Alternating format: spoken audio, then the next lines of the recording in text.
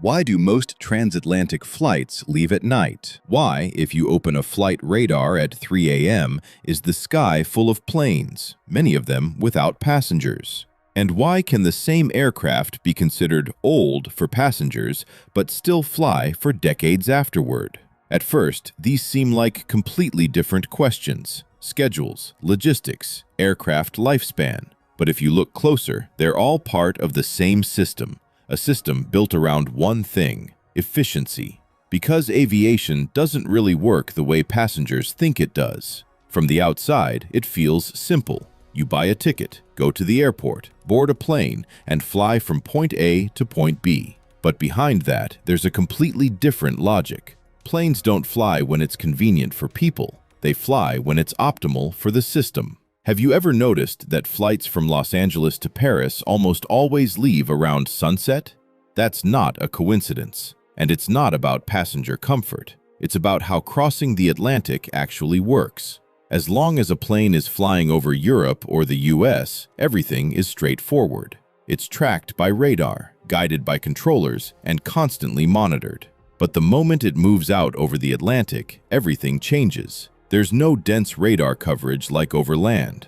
It's a massive area where you simply can't manage traffic with the same precision. And yet, hundreds of flights cross it every single day. So instead of controlling every aircraft in real time, the system does something different. It builds structure in advance. Aircraft are assigned to predefined air routes, and here's the key detail: those routes are one way. At certain times of the day, traffic flows in one direction. At other times, it reverses. At night, most flights go from North America to Europe. During the day, they go the other way. This isn't about convenience. It's about creating order in a place where traditional control doesn't fully work. But there's another factor that makes night flights especially efficient: wind. At cruising altitude, there are powerful air currents called jet streams. They move from west to east and can significantly boost an aircraft's ground speed, sometimes by over 150 miles per hour. So the plane isn't just flying, it's being pushed. And at night, these winds are easier to use and more predictable. During the day, solar heating creates more turbulence, which makes the atmosphere less stable. At night, conditions are generally smoother, making it easier to plan efficient routes. Sometimes that translates into meaningful savings in both time and fuel. But even that isn't the main reason. The real reason is time. An aircraft is an extremely expensive asset, and it can't afford to sit still. If a flight leaves New York in the evening, it arrives in Europe early in the morning, which means that same aircraft can quickly move on to its next flight, either within Europe or back across the Atlantic. If that same flight happened during the day, it would arrive at night, and that's a problem. At major airports like London or Paris, night operations are heavily restricted. Flights can't just arrive at any time. They have to fit into specific time windows. And even if a plane lands at night, it often can't continue operating efficiently. It ends up sitting on the ground. And for an airline, that means lost money. There's another issue too: airport congestion. Morning in Europe is a peak arrival window for long-haul flights, but they don't all arrive at once.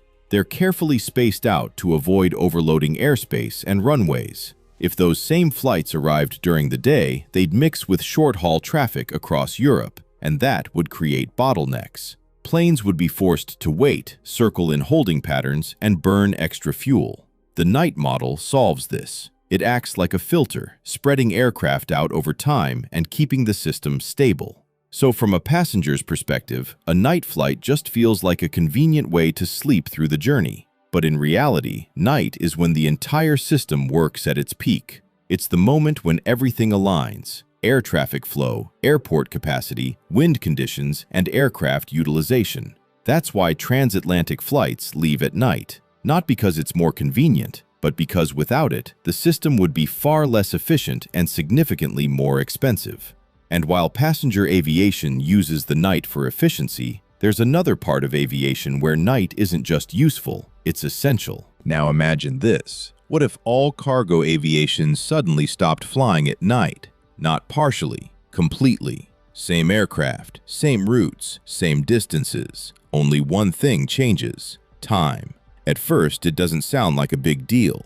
Flights just move to daytime. But in reality, the system would start breaking down almost immediately. Overnight delivery would disappear. Planes would start waiting in line. Airports would become congested, and the entire chain would slow down. Because this isn't about how fast planes fly. It's about how time is structured inside the system. Cargo aviation isn't really about flying. It's about synchronization. Packages are collected during the day. By evening, they converge at major hubs, and at night, the most critical part begins. Aircraft arrive almost at the same time. Cargo is unloaded, sorted, and reloaded, and within hours, it's already on its way again. This isn't just an airport. It's a massive system running on a single coordinated rhythm. And if even one part fails, the entire chain starts to break. But there's something else most people don't notice. In logistics, speed isn't about the aircraft. It's about everything around it. At night, the sky is less congested. Fewer flights mean fewer delays. Aircraft spend less time waiting for takeoff and less time holding before landing. But the real difference is on the ground. At night, roads are clearer. Trucks aren't stuck in traffic. Sorting facilities operate without overload. And that leads to something counterintuitive. The same distance can be completed faster at night than during the day. Not because the plane is faster, but because the entire system is. There's also predictability. Cargo operations are timed almost to the minute. If one aircraft is delayed, it can impact dozens of downstream processes. Night provides stability, less traffic, fewer variables, fewer disruptions. But this system only looks perfect on paper. In reality, it's incredibly fragile. It takes just one disruption for everything to start slowing down. The simplest example is weather. Snow, fog, or strong winds can effectively shut down the entire chain. And in those moments, you realize something important. This system isn't just built on aircraft and algorithms. It runs on people. Here's what one delivery worker wrote. I work at FedEx. This week was really tough. Because of a snowstorm, operations were almost shut down, about 90%. Many employees were sent home. Customers were frustrated because they didn't receive their packages. But please don't blame the people doing the delivery. If the weather doesn't allow movement, it's not our fault. And if you're affected, we are too. Because in moments like this, everyone loses. And once you understand that cargo aviation depends on the night to function, it raises the next question. Why are these aircraft able to keep operating for decades, long after they're considered too old for passengers? Now think about this. An aircraft flies passengers for 20 to 25 years, and then it gets retired. That should be the end of its life, but in many cases, it isn't. That same aircraft can keep flying for another 10, 15, even 20 years, this time as a cargo plane. So why does that happen? Why does an aircraft considered too old for passengers suddenly become perfectly usable again? The answer is more interesting than it seems. Because in aviation, age doesn't really mean what you think it means. Aircraft aren't judged by years alone. There are more important metrics. One of them is cycles. A cycle is one takeoff and one landing, and it's one of the biggest factors in how an aircraft wears out. Because every time a plane takes off, the cabin is pressurized, and every time it lands, that pressure is released. The fuselage is constantly expanding and contracting, almost like it's breathing. And over time, that creates structural fatigue. This is where the key difference appears. Passenger aircraft fly more frequently, more short flights, more cycles. Cargo aircraft are different. They tend to fly fewer flights, but over longer distances. So two aircraft of the same age can be in completely different structural condition. One might be close to its limit. The other might only be halfway there. In many cases, the passenger aircraft actually ages faster. But it's not just about physics, it's also about economics. Passenger aviation is highly competitive. Aircraft have to be fuel efficient, quiet, modern, and comfortable. As soon as they start falling behind newer models, they're phased out, even if they're still technically capable of flying. Cargo aviation works differently. Cargo doesn't care about seats. It doesn't care about entertainment screens. It doesn't care about comfort. It only cares about one thing: how much it costs to move a ton of goods. And this is where older aircraft suddenly become valuable, because they've already been paid off. They can keep generating revenue even if they burn more fuel. That's why many aircraft get a second life. They're converted, seats are removed, structures are reinforced, large cargo doors are added,